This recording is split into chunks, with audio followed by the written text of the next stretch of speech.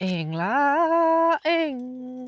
eng có biết eng nè có nè nào qua can chim nè có chẳng chả prong có bơ eng nè có chim nhô hầm can là chẳng tụt như chả prong chả bỏ nhô hiểm tập lúc như tao will là có 50 đôi em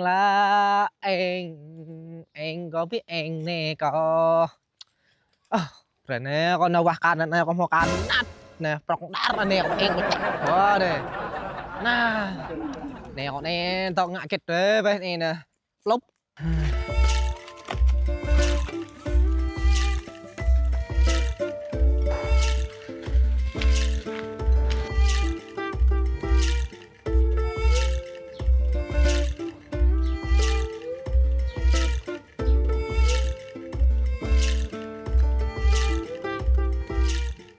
trời ơi hôm nay câu được cá to như này chắc còn tí nữa vợ mình đã cho mình đi nhậu rồi được em ơi em anh có cá to lắm này em ơi.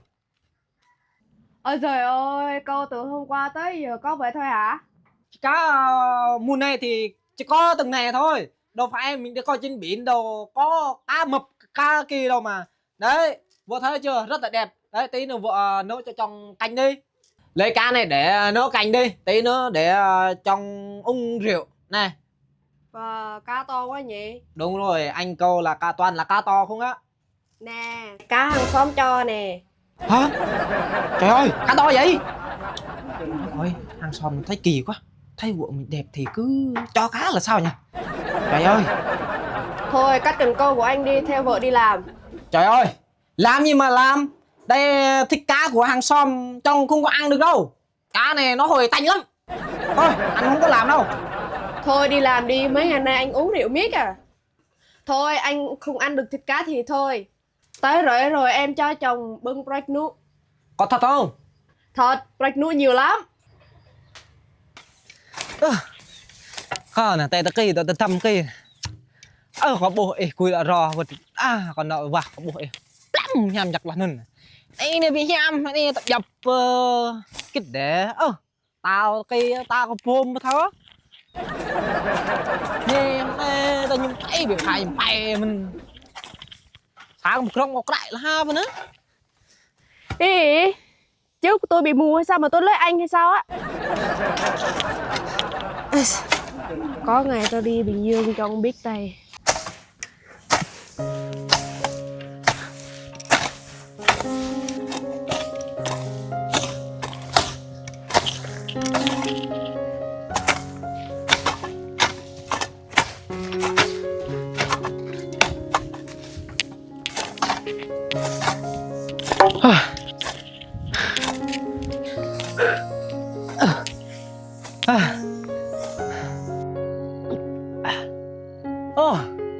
Vợ ơi, bây giờ là buổi trưa rồi, giờ vợ chồng mày ăn cơm đi. Vợ nói hồi nãy bây chồng đi làm để vợ nói rạch nụ đâu rồi. Anh nãy giờ rồi mà còn hỏi. Đâu, ăn đâu mà ăn. Anh từ nãy giờ đâu có ăn đâu mà, anh giờ anh đang đói nè. Đây, nếu mà anh ăn từ nãy giờ chắc vợ thơ rồi chứ. Ôi trời ơi, cái chồng ngố này. Đây không phải là break nụ hả? Anh cứ tưởng là chỗ này có rạch nụ thật rồi chứ. Làm anh mệt chết đi được. Sao em lại dối anh? Em có xem anh là chồng của em nữa không? Dữ gì sao? Thôi, chồng cứ làm đi. Tôi vợ bù sau. Chồng cố gắng làm đi, sau này mình còn có con nữa. Ai, khát nước quá à, chồng lấy cho em nước đi. Ủa, chồng đâu rồi?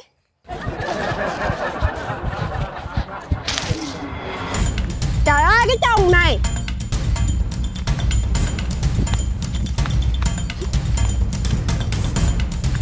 Lần này đố không thoát được tôi.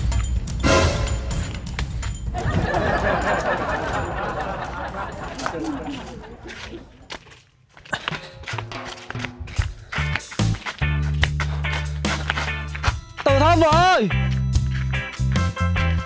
Đau tay lắm.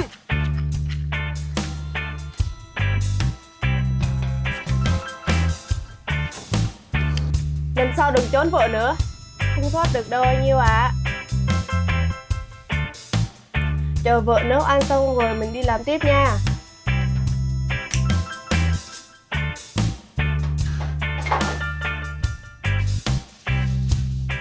Chồng bữa này già rồi mà còn đi chơi giống như trẻ con, đi nhậu đi chơi.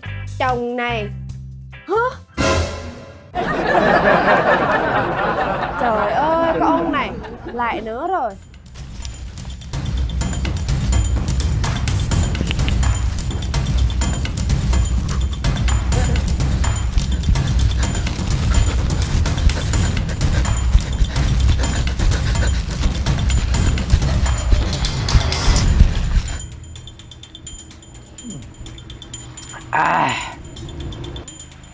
Tao bên này tao nghe nói cà phê người ta lạnh lạnh chụp lắm á, chụp lắm.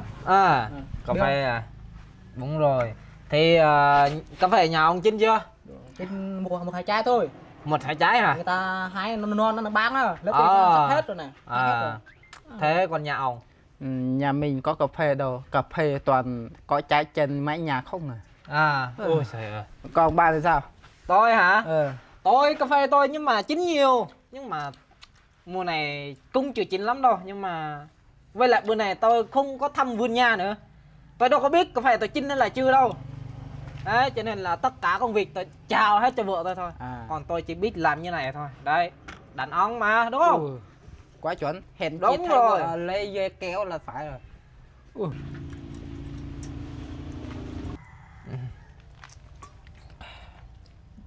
Bữa này sao mày uống rượu thế? Chắc vợ mày yêu mày lắm đúng không? Uống rượu hàng ngày, uống rượu, uống hoài đó. Tôi hả? Ở cái trong này á, vợ tôi không yêu tôi, chẳng lẽ nó yêu ai nữa? Chẳng lẽ yêu hàng xóm à? Đấy, riêng tôi á, là vợ tôi tất cả công việc gì giặt quần hay là làm gì nó lo hết. Tôi không làm gì hết trơn á. Thậm chí tôi uống rượu xinh rồi tôi say, tôi không tắm, nó tắm rửa cho tôi luôn. Vợ được vợ như bạn á nên bỏ vào bảo tàng. Đấy, chứ làng mình á như vợ bạn á bây giờ tịch trốn hết rồi. Đấy, bạn may mắn quá. Không phải là tôi may mắn đâu. Do tôi đẹp trai này. Kim vợ thứ hai là tôi cũng có này. Đẹp trai thì chỗ tôi đẹp trai rồi. Idol thì tôi idol rồi. Đấy, tôi ở đây không làm việc gì hết. Vợ tôi á, về nhà á, nó đúng tới tao cho nó một cái luôn á. Đây, ở đây á, tôi không bao giờ so vợ đâu nhá. Vợ á, về tới nhà là nó chỉ liếm chân liếm tay thôi. Chứ tôi không có sợ gì hết trơn á. Đấy, mày mốt lấy vợ rồi đừng có sợ nhà. Đấy, sợ vợ là không được đâu. Thế tao nói này, thế mày sợ người ta cho mất vợ mày không? Đó. Muốn sợ vợ hả? Tôi đang cho hàng xóm cho nó bắt vợ tao đi luôn. Vợ tôi vừa sau nữa. Tôi đẹp trai như này nè, tôi còn yêu được vợ người Kinh này, người Hàn Quốc này, người Nhật Bản này, người Mỹ, người Pháp này, người Ấn Độ này. Đấy, mày nghĩ sao vậy? Sao? Hai thằng bay thấy tao có ghê không? Đấy. Thôi, hai thằng bay đừng có găng tao. Vợ tao không có đẹp, xinh cái gì đâu. Hai thằng bay thịt lớn không? Tao cho hai thằng bay luôn, cho thêm hai thằng bay đất nữa. Đấy. Chồng nói gì vậy? Hả? Vợ thế này làm gì vậy? Hả? Đi về. Đi về hả?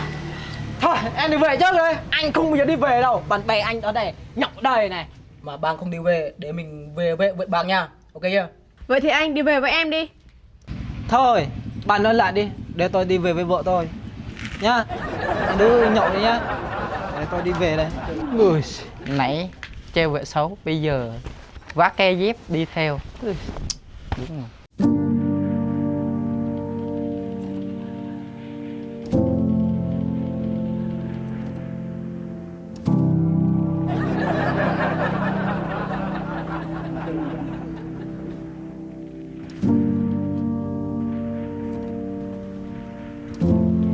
Chồng đứng đó đi để vợ nấu cơm.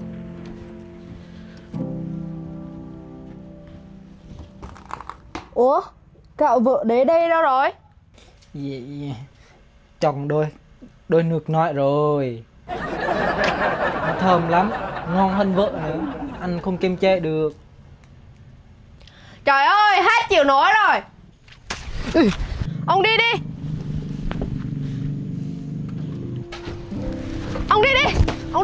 ghê nữa.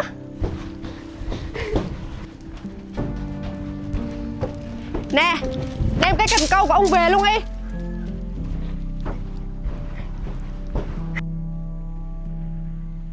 Yeah! Anh đã cho cơ hội này lâu lắm rồi. Anh được gõ ông rượu rồi.